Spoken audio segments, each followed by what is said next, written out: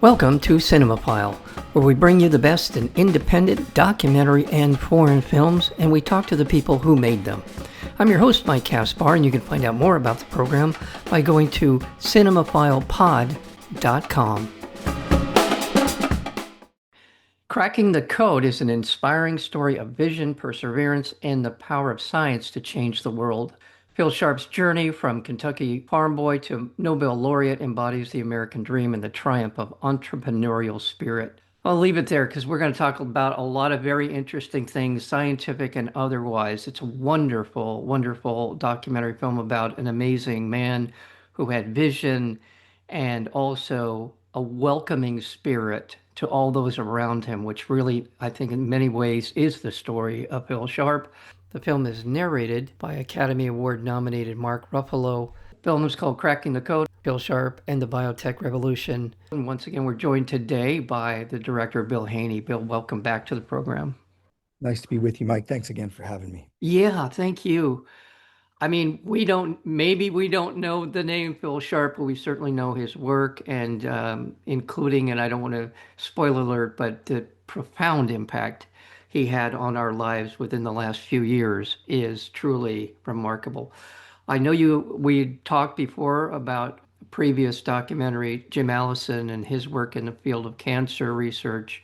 Was that sort of something that led you to this, or what was your journey to get to the life and times of Phil Sharp? Well, I think one of the reasons that I made the Jim Allison movie similarly prompted me to make this. And maybe two. The first is that I feel that the news is full of darkness. Problems abound. Mhm. And I think some honest celebration of the wonder and magic around us is also valuable.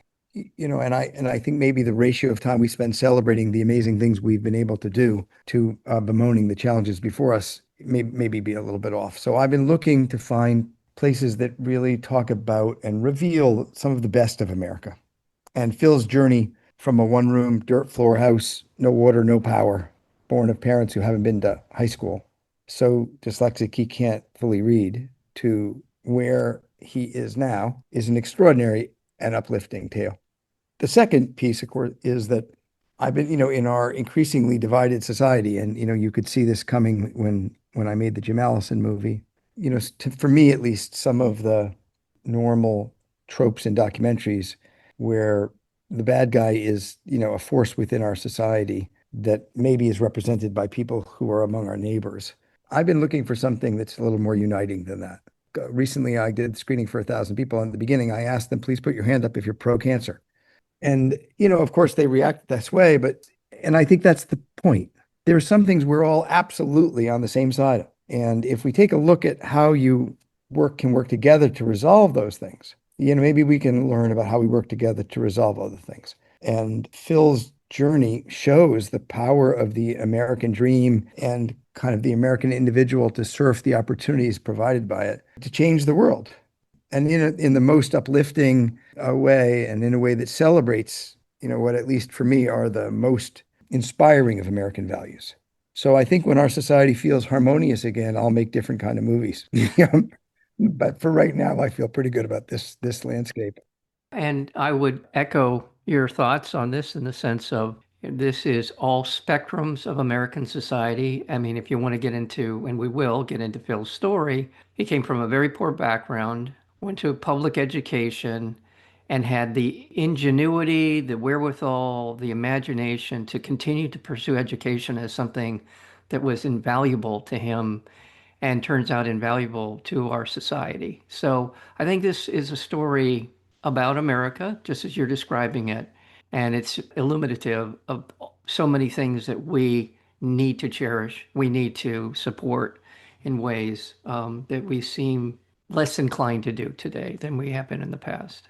Well, America got a lot right in this story. He's born of a Christian family in a very, Republican area.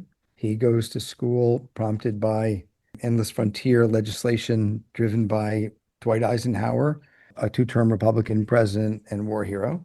His journey is enriched by time at MIT that is funded by the war on cancer declared by Republican President Richard Nixon. When he begins, even when he's involved in starting the first company, there are no employees, not a single person works in biotech, and there are no patients treated by a biotech drug.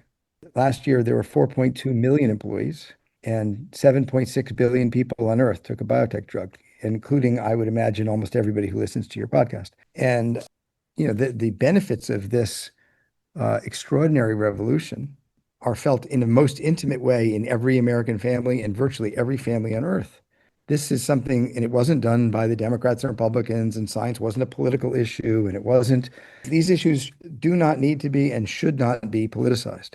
So I think all of this should be above all that. Absolutely. You're looking at a Moderna recipient of the COVID vaccine. In fact, I think it's the only one that I have had in the entire, boosters and everything. It wasn't by some sort of like I made that decision. I was going to do it that way and no other way and I'm sure all the other ones were fantastic in terms of what their effectiveness is and was and all that. So that's not a comment on Moderna, except that that just happened to be the one I took. And so when I see in the film, the imprint that Bill Haney had on them, and oh, just whatever. It's just what you said. I'm sort of repeating in another way what you've been talking about. And And the US federal government, then run by President Trump, with whom I don't agree on, many things with. But Operation Warp Speed that accelerated the development of these drugs was a Trump administration policy, very bold and extremely effective. Neither you nor I would have been able to get the COVID vaccine, Moderna vaccine, which I also got, had it not been for the Trump administration's Operation Warp Speed, which was a very, an unheard of program that had remarkable success. yeah, Right now, we're now into the 30 plus years of the AIDS virus. We don't have a vaccine for that. So it's not a guarantee you'll ever get a virus vaccine. The fastest human beings had ever come up with a vaccine for anything was 4 years. They did it in 9 months. I understand that people have taken different points of view on this. And although I don't happen to feel this way, whether you do or don't push adults to take a vaccine, that's a question I can understand. You're 50 years old. You should get to make your own health decisions. You do or don't want to take the vaccine. Nobody should be pushing you to do it if you don't want to do it, assuming you don't put anybody else at risk. But it's a blessing to have the choice. The government did a great job on this. The scientists did a great job on this. The capital markets who funded this for so long did a great job on this. And the scientific pioneers like Phil Sharp did a great job on this. America then distributed this vaccine to the world. Isn't this kind of who we want to be? the fact that we're in this conversation is just so indicative, and it is just a testament just to where we are. I want to talk about Phil Sharp. He's a self-made man. He did so much. When others didn't believe in him, he continued to have that sense of self-belief. And as a dyslexic, it's always good to hear about a story about someone who persevered against what people were telling him that he could or couldn't do. What's not to like about Phil Sharp? I think one of the things that I love about him, first of all, I couldn't agree with you more. If you make a documentary about somebody, usually the reasons that they're going to be the subject of the documentary, the affirming reasons, are obvious right away. And over time, you get to discover they have the same flaws and challenges and limitations the rest of us have. And there's nothing wrong with that. The more every day I spent with Phil Sharp, I liked him more every single day. And I think one of the things is how incredibly humble, and kind of down to the ground he is. Yeah, A lot of the people who are creating technological advances in our society, you know them by name, yeah. and they are self-celebrating an awful lot.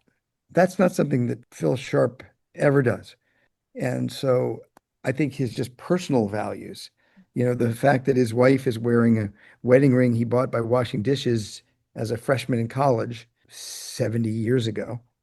It's a reminder of an America that doesn't feel like it's front page news these days, but I think still exists sort of humming along, maybe slightly in the background. Well, I want to talk about sort of what drives him. I mean, in terms of his curiosity, there's a great backstory about him as a young student and how he overcame a lot of those challenges that I think that we talked about a little bit.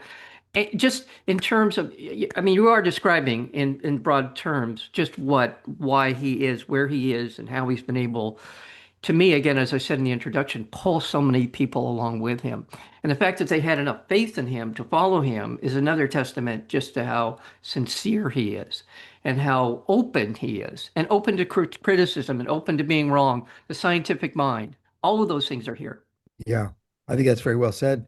Look, the idea of the Renaissance, which has reached its recent apogee in the United States, is you welcome the best and brightest minds, use facts to form conclusions, which you share, you test, you refine, you run experiments to test, which to the extent data was available. You make mistakes, you fall down, you get essentially, it's not really an exploration if you know all the answers at the beginning.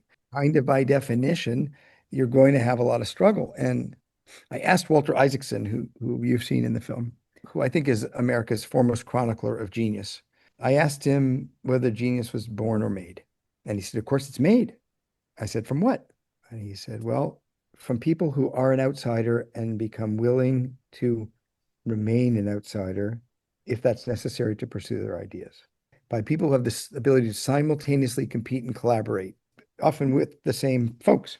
By people who, and you said this, have essentially undimmable curiosity. And by resilience, by just, you're going to get knocked down a lot if you've got a really bold new idea.